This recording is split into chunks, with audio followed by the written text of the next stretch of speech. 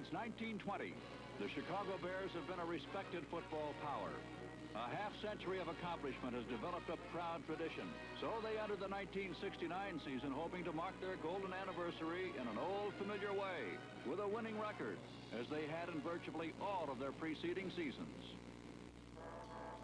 But it was not to be. The Bears had to suffer through their longest, most painful season. It was a year of frustration, as all the misfortunes that escaped them for nearly half a century seemed to concentrate on them in 1969.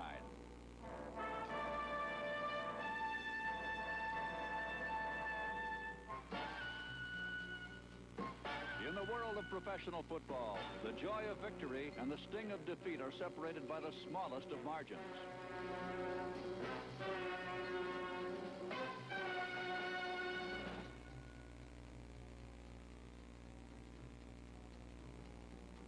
The difference between winning and losing can be measured in mere tenths of seconds or can be determined by one quick swipe of a defender's hand.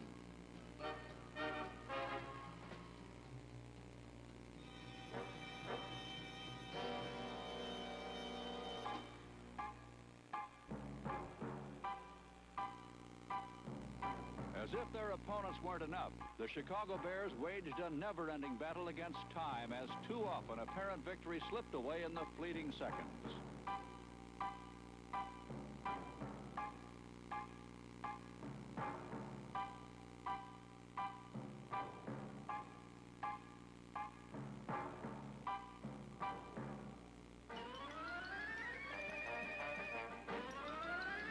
A wry sort of humor was as much a part of the season as blocking and tackling. The inevitable miscue often made the Bears their own worst enemy. In 1969, they also were victims of some of the weirdest plays ever seen in pro football.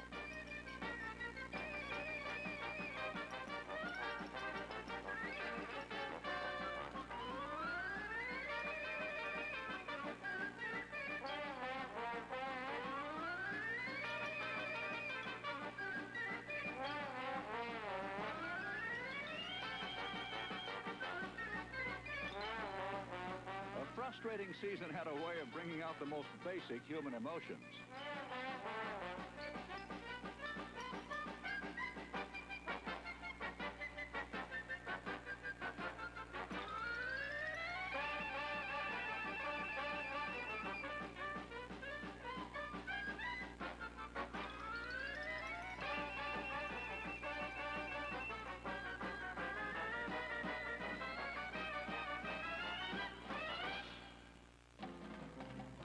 After two straight losses opened the schedule, the Bears finally appeared to be in control against the New York Giants.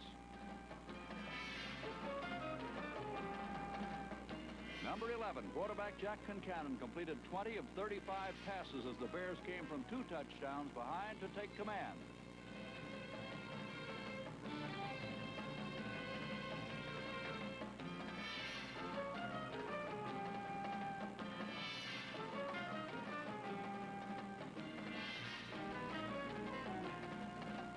Concannon complemented his passing by scrambling around the frustrated Giants when he couldn't locate his receivers.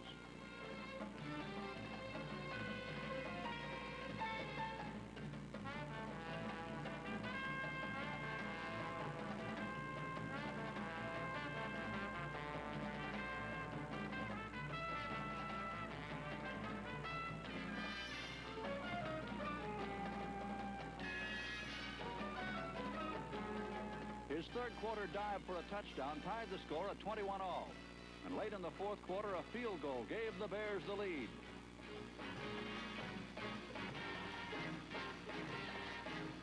Powerful Ronnie Bull, number 29, blasted through the middle of the Giant defense, and workhorse Gale Sayers, number 40, raced through and around the New Yorkers as the Bear offense was in high gear all day.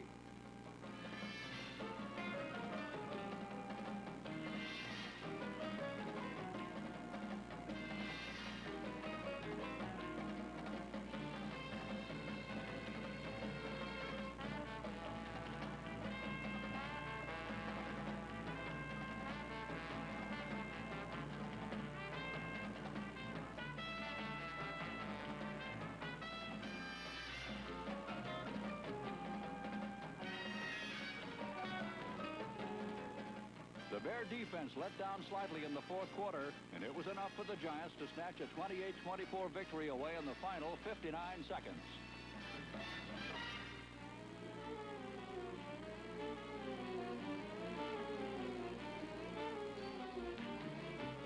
Three weeks later, a furious, victory-starved bunch of Bears gave the undefeated Rams a rude welcome to Wrigley Field. The offense had been dormant for 2 games, but in this contest, the Bears resumed where they had left off at New York. Gale Sayers raced to his first 100-yard-plus day of 1969 and scored his first touchdown of the year.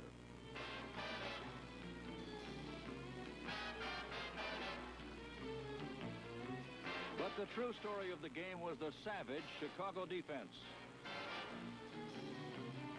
The Rams' running game was crushed at every turn by the relentless pursuit of the Bear linebackers.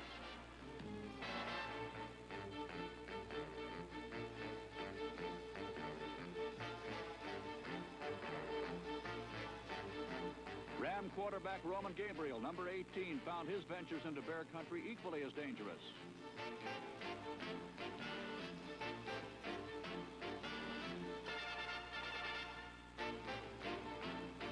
With his rushing offense at a standstill, Gabriel went to the air and met with similar results. Great play by the Bears secondary and linebackers prevented the Rams from scoring a single touchdown all afternoon.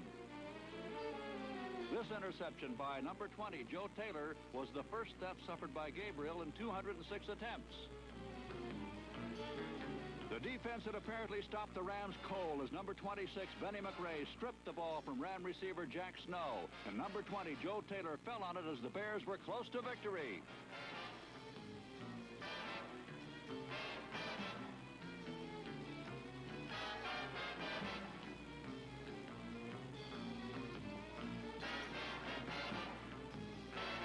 But a rarely invoked penalty for kicking a loose ball gave the ball back to the Rams, plus a 15-yard penalty against the Bears that set up the winning field goal by Bruce Gossett.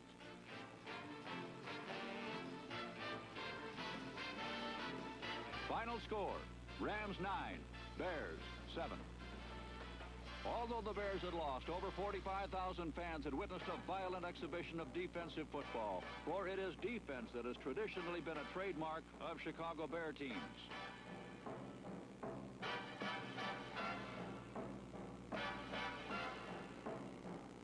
The Bears didn't merely tackle enemy runners, they overwhelmed them with sheer strength of numbers.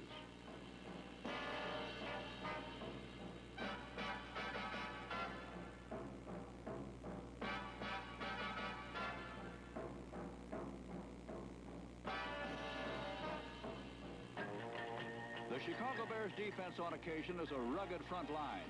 For instance, Ed O'Bradovich, number 87, shows he has his way with blockers and buries quarterbacks with his violent follow-through.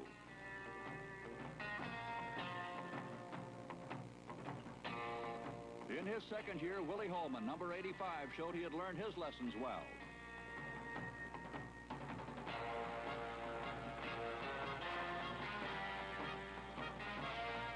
Defensive tackle Dick Evey, number 79, is a 250-pound pursuer who destroys ball carriers.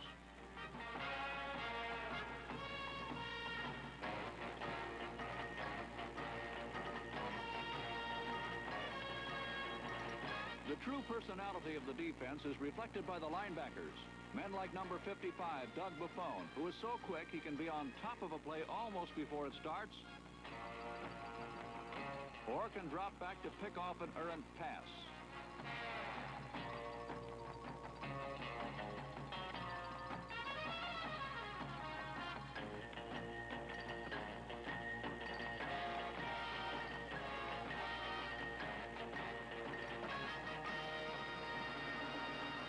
But the leader of the defense is the man who in just 5 years has become the most feared middle linebacker in pro football, number 51, Dick Butkus. His reckless, unrestrained brand of play has earned him All-Pro honors 4 times.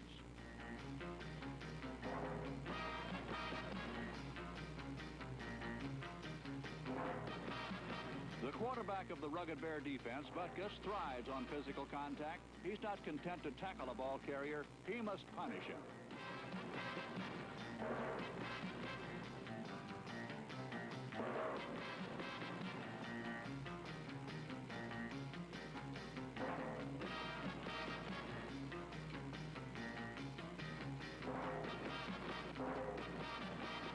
Dick Butkus once said, "Some people were made to be doctors, others to be lawyers. I was made to play football."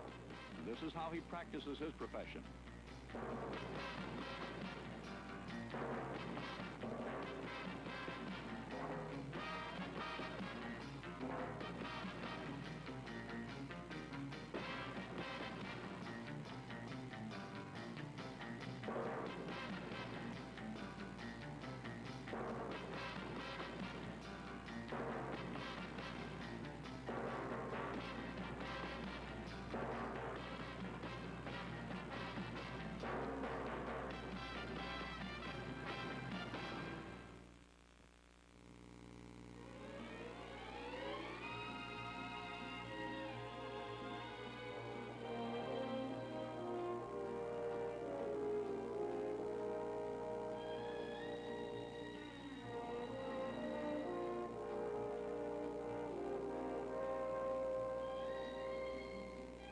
After dropping a high-scoring contest in Atlanta, the Bears headed home to Chicago to meet the Baltimore Colts. Like 23 of the 26 professional teams, the Bears fly the friendly skies of United.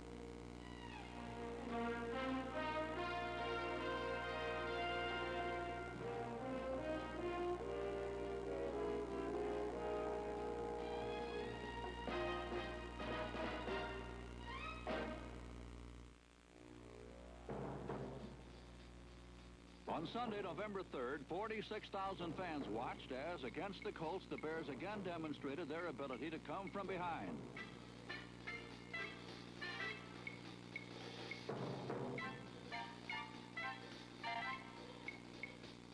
Displaying more poise and confidence with each game, rookie quarterback Bobby Douglas, number 14, led the Bears, who once again scented victory.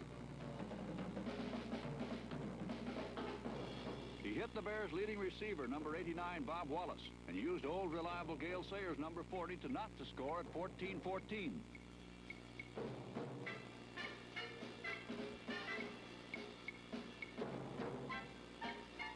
Fighting the clock as well as the Colts, Douglas hit number 80, Jerry Simmons, as he moved the team downfield.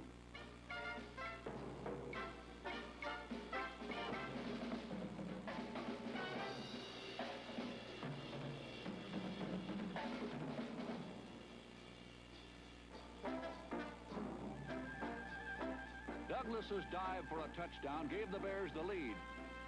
But then the rookie got a look at quarterbacking as executed by the master himself. Coming off the bench, John Unitas, number 19, led the Colts to the touchdown that tied the score.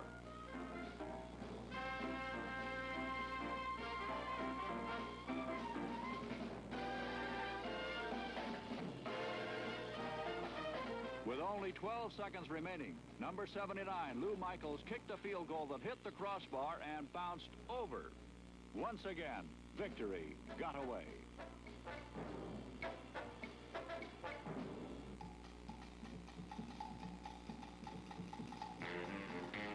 The eventual Eastern Division champions, the Cleveland Browns, collided with the Bears in a contest matching the game's two greatest runners, Gale Sayers and Leroy Kelly. Kelly was buried beneath a withering Chicago rush that allowed Cleveland runners a total of only 68 yards all afternoon.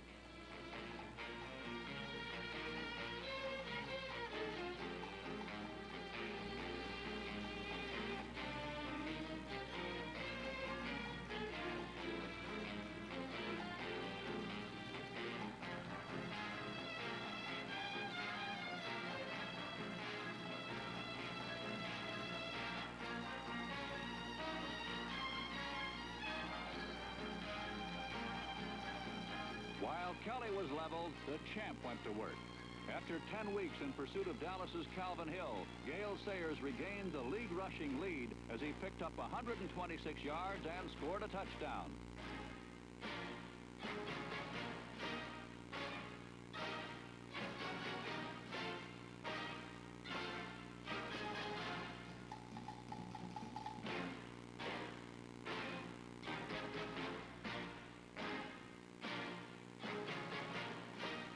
In this game, the Chicago offense was strengthened by number 33, Mike Hull, who had his best day as a Bear and scored his first NFL touchdown.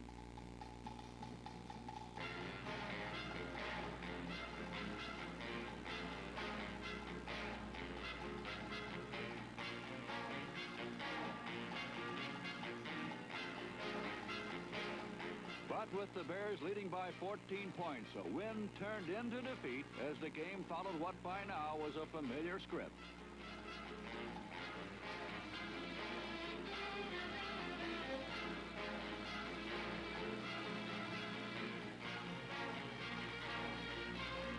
The Bears again saw victory slip through their fingers.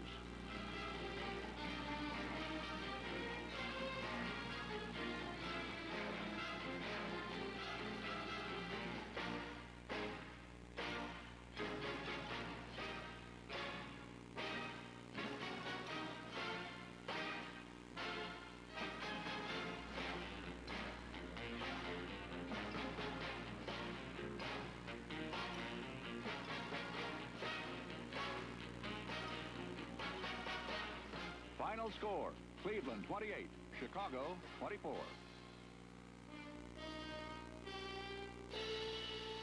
For 7 games, the Bears had been denied in every bid for a win.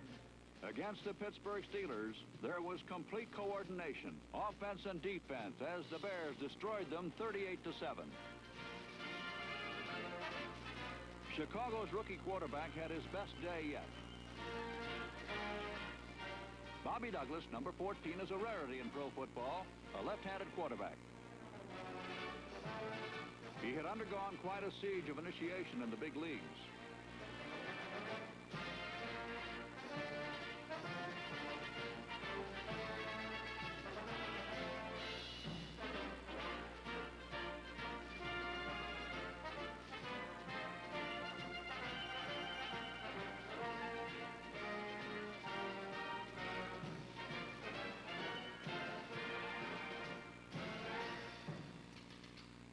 Against Pittsburgh, he filled the air with footballs, firing a touchdown strike to number 41, Brian Piccolo, one of the toughest backs in the game.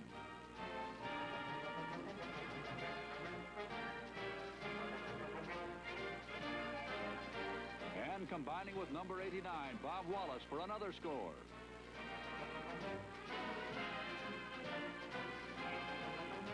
Wallace and Douglas are both youngsters who have yet to realize their full potential. Their skills add a new dimension to the Bear attack.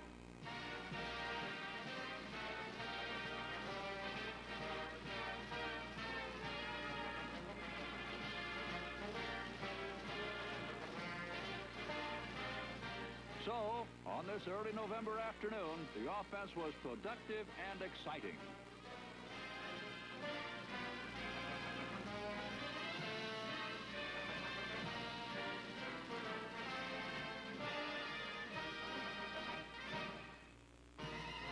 While the offense devastated the Steelers, middle linebacker Dick Butkus, number 51, led a helmet-busting charge that smothered the Pittsburgh offense.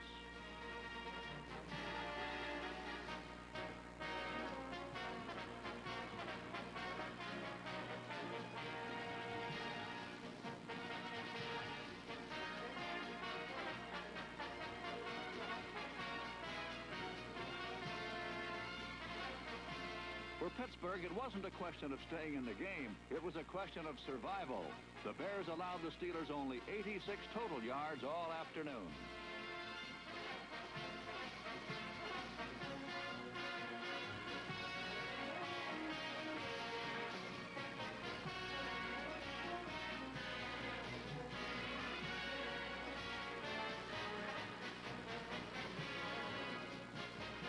The brutal Bear pass rush took its toll on Steeler quarterbacks.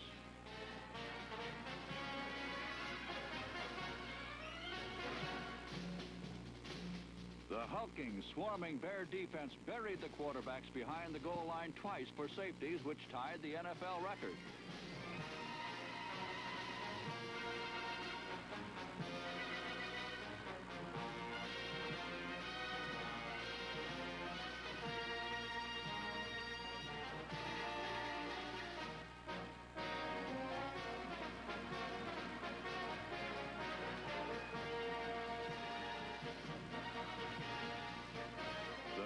had finally put 60 minutes of championship football together. Both offense and defense exploded as the Bears released all the frustration of the long season upon the Steelers.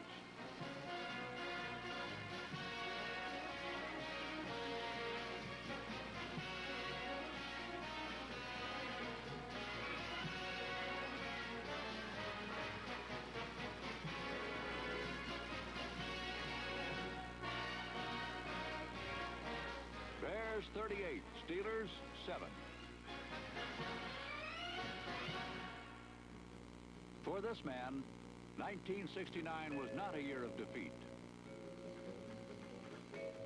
In his first 4 seasons of play, Gale Sayers had raced around, over, and through people at the rate of more than 5 yards per carry. His instinctive moves and flashing feet have accounted for over 5,000 yards. He's been a unanimous All-Pro every year he's been in the league. He once scored 6 touchdowns in a single game.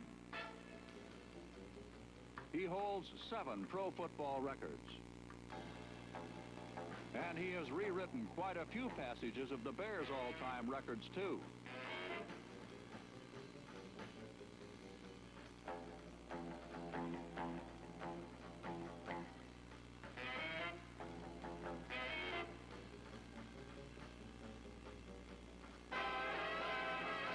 His accomplishments reflect skills that are his by instinct. His moves are dictated by intuition.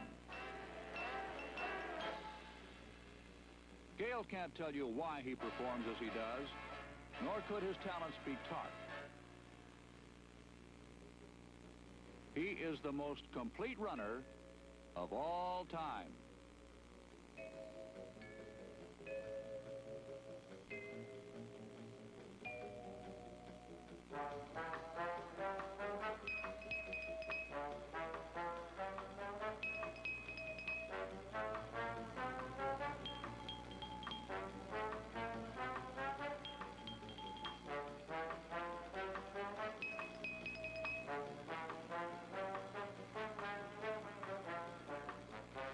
The gifted runner is always a target for a defensive wave, and in 1968, the wave caught Sayers.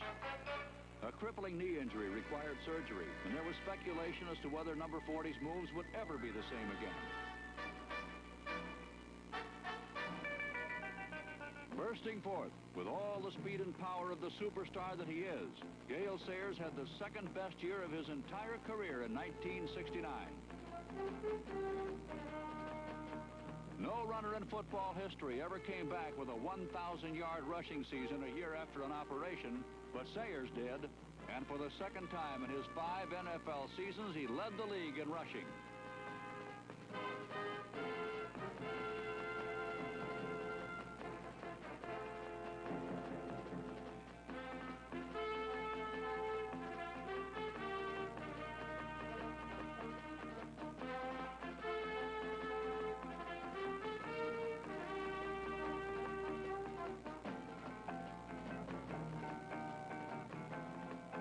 Yes, the winning days were scarce this past season, but there were moments of excitement and enough evidence to suggest that the personnel is strong enough to guarantee that there won't be 2 losing seasons in a row.